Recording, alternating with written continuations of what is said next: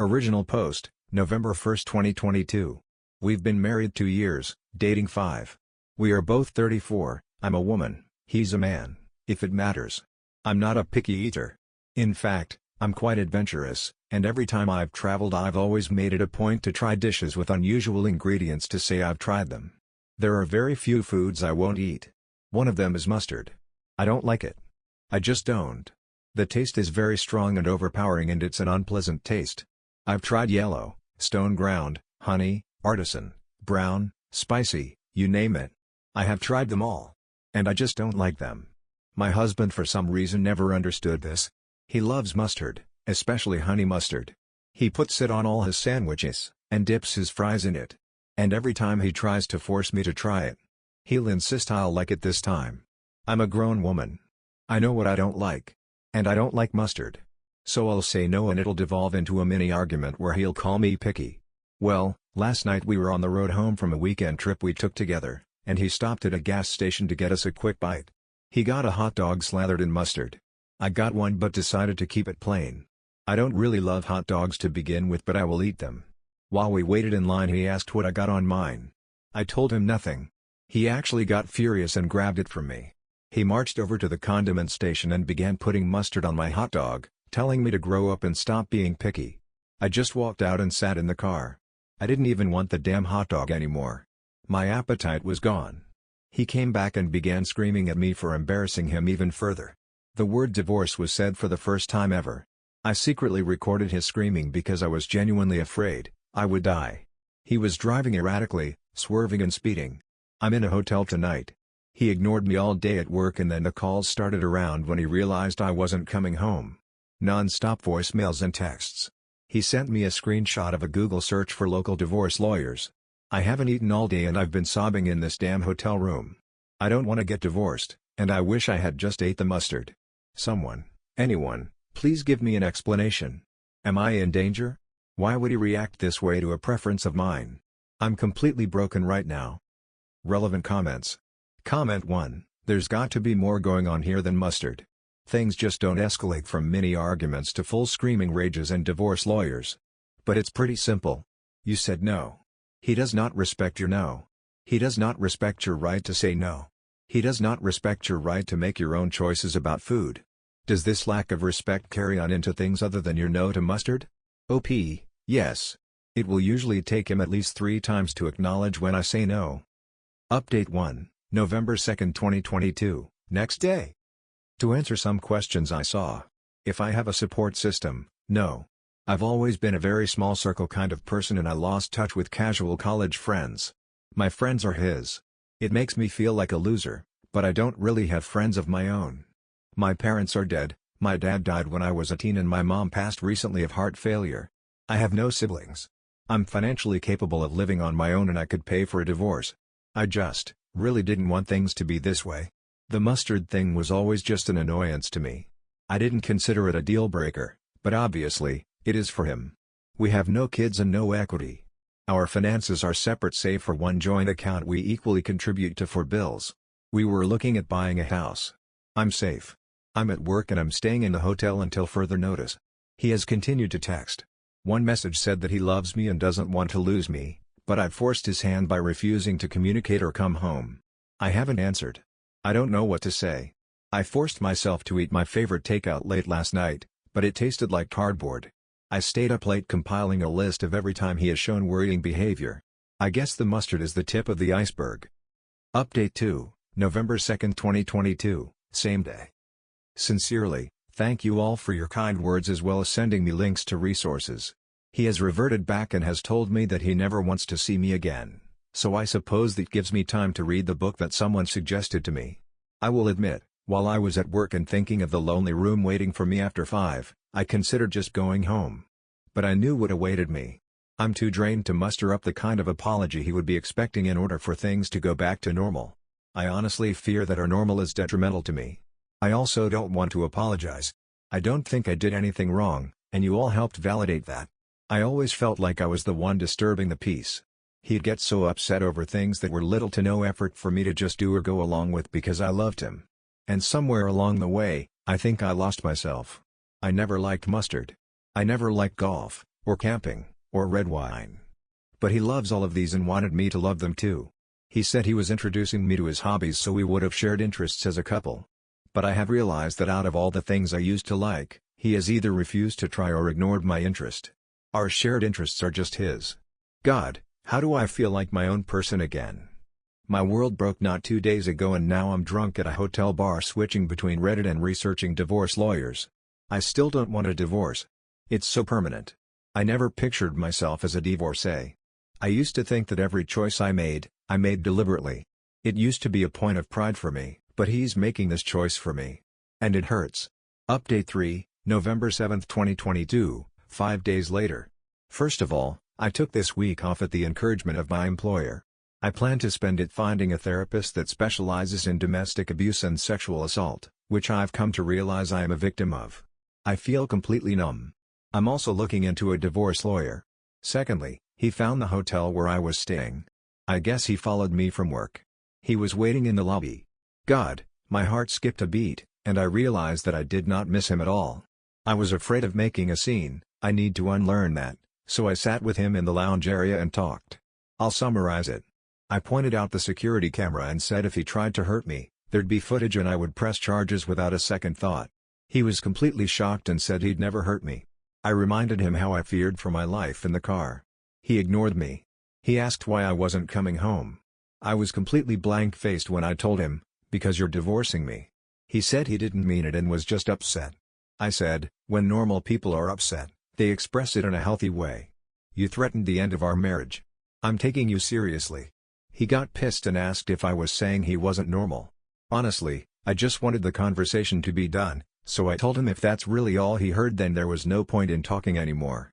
I told him I was looking for a lawyer and he should probably do the same if he hasn't found one. He lashed out and said, all this over one mistake. And I just stared at him. As I made to stand up, he grabbed my wrist hard, and I pointed at the camera again. This just made him angrier. He never could handle slights to his ego. One mistake. It wasn't one mistake. It was a pattern of abuse over years. It was threatening me, intimidating me. I told him if he tried to contact me again beyond sending me his lawyer's details I'd be calling the police. He let me go. I want to say I was badass and celebrated in my room. I collapsed onto my bed and began sobbing. I was just so sick and angry and sad. He truly doesn't care about me. I've been crying on and off while calling local therapists. God, why is it so hard to find one? The amount of therapists that advertise but turn out to not be accepting new patients is unacceptable. I've looked into support groups as well. In the span of less than a month, my life is completely changed. And he isn't remorseful at all. He just thinks it's all my fault. Update 4, November 26, 2022, 19 days later. I have a divorce lawyer. That's all I am comfortable with revealing on here for the time being. I will also mention that I have moved locations. I am safe and secure. My work has allowed me to go fully remote. My ex does not have my location, nor are there any trackers on my phone. I am in contact with people and organizations who are helping me. Earlier this week, the calls and texts really ramped up. I was advised to leave him unblocked and simply muted so his messages would come through. I read a few since I was curious. He wanted me at Thanksgiving dinner with his family. He begged me to stop being this way, and what was he supposed to tell his family? Well, Thursday came and went. I had bought a couple of ready meals the night before, so that was my feast. I do want to take a break here to talk about my mom. Since it was only 3 of us every holiday, except the rare times friends would come over, my mom wouldn't make a turkey. She would buy a rotisserie chicken and dress it up with stuffing, etc. She'd make dishes we loved rather than traditional Thanksgiving dishes. My favorite side dish of all time was French fries. My dad loved grilled asparagus with cheese. So we would have a rotisserie chicken with French fries, asparagus, and some garlic toast, my mom's favorite. The first time I had real traditional Thanksgiving food at a friend's house, I apparently told my mom loudly I didn't like it and asked where the fries were. So this year, instead of my husband's family's Thanksgiving food, I bought asparagus, fries, garlic toast, and a couple of slices of rotisserie chicken. It wasn't half as good as my mother's meal. But when I say I cried eating it, it felt like they were with me that night. I guess my absence at the dinner forced my ex to tell his family that I was separated from him. So Friday morning I got a phone call from an unfamiliar number. I answered it, thinking maybe it was my lawyer's home phone or another person I was in contact with. It was my mother-in-law. She begged me not to hang up on her. so I stayed on the line. She went on about how I was her daughter, she loved me, her son loved me, and how could I leave him over something so minor.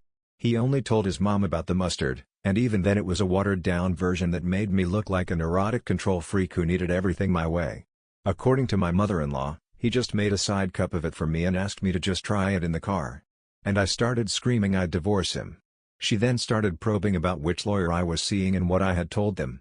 She also reminded me that lying in court was a crime.